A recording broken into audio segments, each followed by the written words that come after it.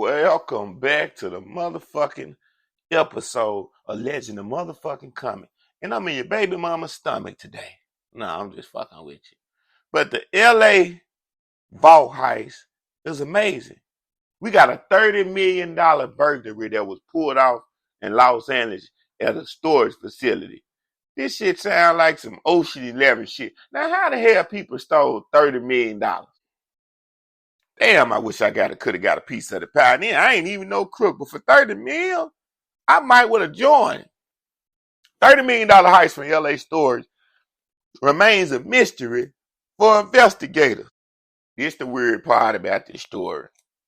They said that they had several false alarms triggered in the building leading up to the burglary. Several. Now, TMZ pulled calls for the police service and the God of World Money Storage Facility in San Fernando Valley. The building was hit on Easter Sunday, but turns out it was a lot of police activity going on when they actually stole the money. This was an inside job. It's obvious. $30 million. It's a lot of money that could be spread out. That's a lot of people you can pay off to shut the hell up and be happy. Just like you when you get away with the money. 30 mil? You got some police that work their whole life that'll never even see a meal. So just think about it like this here. Why wouldn't the cop take the payday to look the other way? And it wasn't no one cop. This was a unit. This was a unit operating. If you think this just one motherfucker, stop. This was organized. Now the building, when it was hit, right? Check it out. Based on the records by TMZ, the police had made more than 12 visits because of false alarms. So when they hit it, I guess they just thought it was normal. Now 13 of the calls were reported before March the 31st. 12 were logged as triggered alarms and dealt with as false alarms. See, this was set up. That's what I'm trying to tell you. They were testing out the market. Like an NBA player when he's trying to leave a team and get a bigger deal, they were testing to see how long it would take for the police to get there. If they could do another false alarm and have enough time to get the money and get away coast clear, which they got away scotch squeaky clean. Now, one call came in as a possible burglary on July the 7th that ended up being a false alarm too. And interestingly, alarm came in March 30, the day before the break-in. Now, the record showed on March 30 that the alarm trigger was chalked up to a false alarm too. I give them motherfuckers credit. These were some intelligent crooks. They made sure that when it jumped off, nobody would get caught. And when it's that kind of money involved, ain't nobody playing. You got to be strategic in life if you want to hit the jackpot. Now, the day of the heist, 3 calls for service were reported as triggered alarms. But one of them was definitely legit. That's when the police realized that millions of dollars had been jacked for one of the safes. Now, this just one of the safes. So it was a lot more money to be got. But when you smart, you can't be greedy. That's why some of you motherfuckers go to jail out here committing crime. You go too far. You got to know it's limits to life.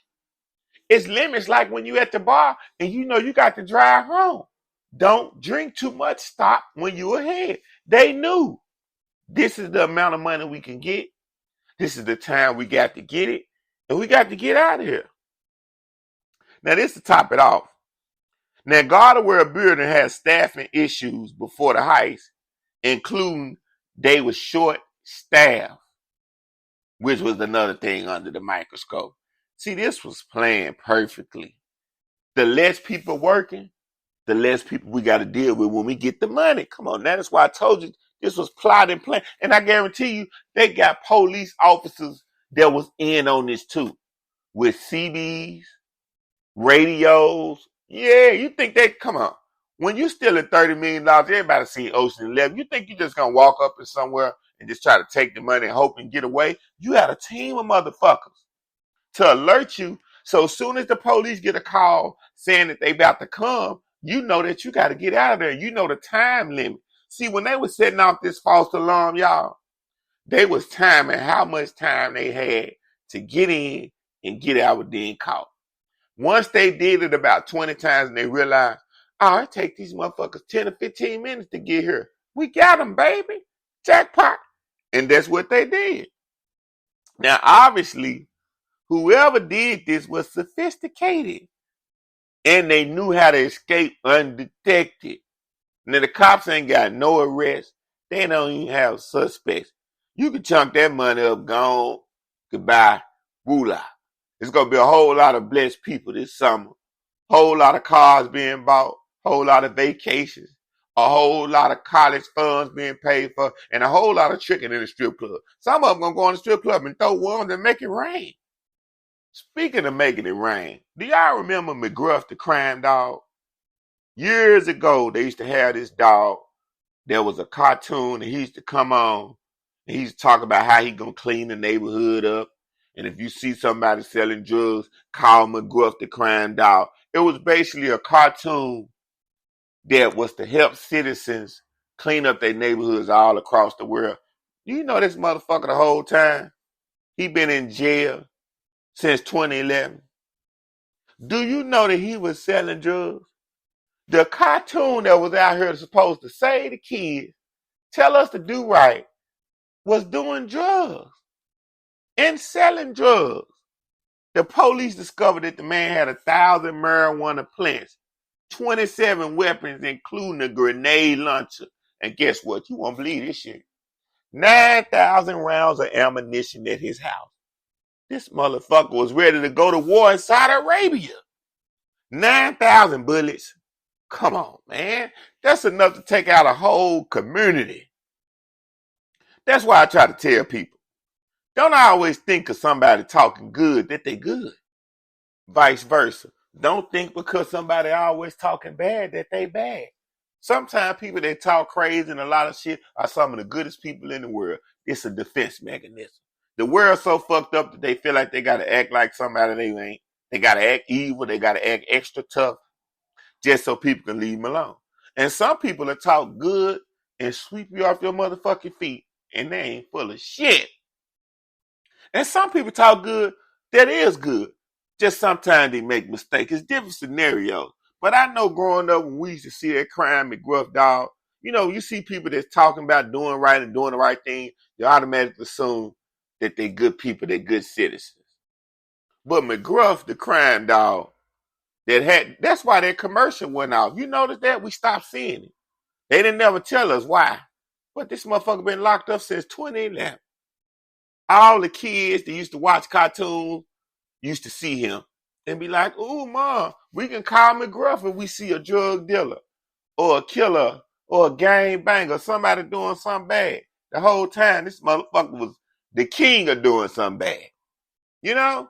Okay, let's get to the Facebook segment of the show where we break down Facebook posts of stuff that people are posting.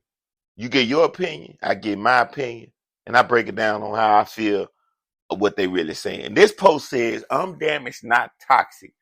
It's going to take a real solid motherfucker to deal with me. Now, this is a woman, not a man posting this. I'm going to repeat again. This is a woman on Facebook that says, I'm damaged, not toxic. It's going to take a real solid motherfucker to deal with me. What do you get from that, America?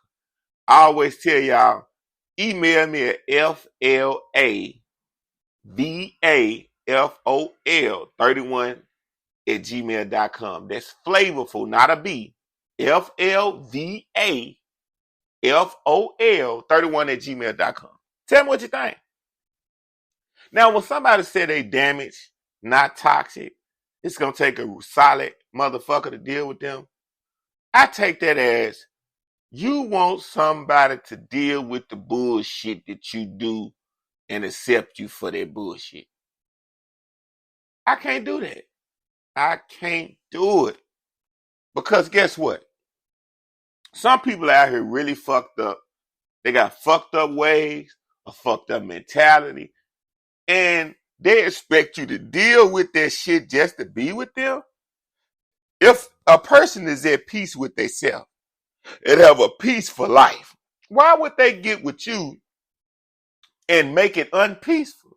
You should explain and say, look, I'm fucked up as a person, but I know it ain't gonna work if I continue to be fucked up as a person with you. So I'm gonna work on myself, and I'm hoping that you will work with me because I really like you. That makes more sense. I can try to be with a woman that's damaged and try to help her rebuild, but she has to be open to understanding that she can't act crazy and accept and expect for me to understand it and deal with it just to be with her when she knows that she's fucked up. If you know you fucked up, don't do fucked up shit around the person that you're trying to get with. And if you are going to do fucked up shit, let them know in the beginning and let them know you're trying to work on it. Then we can work together, baby, because nobody's perfect. I don't mind working with a woman. But you can't say, I'm finna just be a damn fool, nigga, accept all this stupid, ignorant shit I'm gonna do and lash out and just take me for me. Nah. If I'm with you, my job as a man and as a teammate is to better you and uplift you. And your job as a woman, as a teammate to me, is to better me and uplift me. It's about uplifting each other. That's what's wrong with y'all out here right now. Y'all don't understand that. You think that a nigga or a man supposed to accept anything you do just to be with you. And if he don't accept all your badass faults, that ain't the man for you. You living in the fantasy world. People ain't trying to accept no bunch of bullshit just cause you pretty or you fine or you got a nice booty or your pussy real good. It's gonna play out. Once you start doing so much bullshit, after a while the man's dick ain't gonna even get hard no more. All the sexiness that you had at first that you thought was gonna keep getting you by with the foolishness, it's gonna be out the window. It's gonna be sick of this motherfucker. I don't want to. He close your leg. Pussy what? Who? So I'm just trying to tell you, stop wanting people to put up with shit that you know. Cause most people that's fucked up and do crazy shit, believe it or not, they fully aware of what they doing. They fully aware of what they doing. And if you allow them to put you in a position to accept what they accept without trying to make a change for the better, not look down on them, make a change for the better with them, then it ain't the person for you. You let them find somebody that's going to sit there and let them act a damn fool like they was acting before they met you. And guess what? That person don't really give a fuck about them. They just as lost as them. So that's one of the Facebook posts that I wanted to break down, because a lot of people think that you're supposed to accept a lot of stupid shit that they do, which is fucking crazy to me. Because if I was a fucked up person and I know it, that's the first thing I would tell you if I like you and I wanted to work. Look, I'm fucked up. But baby, I'm gonna give it my all. I got mistakes, I got flaws, work with me. I ain't gonna say, look, baby, I'm fucked up. Whatever I do that's fucked up, I'm just gonna stay fucked up for life. You just deal with it, you just take it. And if you don't really love me, unless you take it, that's when you know somebody got a problem when they say something like that. Because they haven't addressed the problem themselves. You just tuned into another motherfucking episode of Legend of Motherfucker Comedy Show. And I'm just letting y'all know out there, don't bring nobody into your life that's fucked up if they're not willing to try to change their fuck up. I'm not saying when you meet somebody that's fucked up in a fucked up situation or going through something, because we all go through something, to say fuck them. I'm saying make sure that person is trying to change for the better when they come into your life, or do not allow them into your atmosphere. They're going to fuck up what you got going, and they're going to make your life fucked up like they like. You just tune into another episode. Do something with yourself. Do something with your life. All this money out here to get. All this positivity going out here that's outweighing the negativity. Don't let nobody tell you that you can't do what you want and be what you want and achieve what you want. Strive for unlimited heights out here in this world. I want everybody to blow up. You know what I'm saying? I mean, in a good way, in a magical way. in a positive, beautiful, pleasant way. Next time, next episode, baby.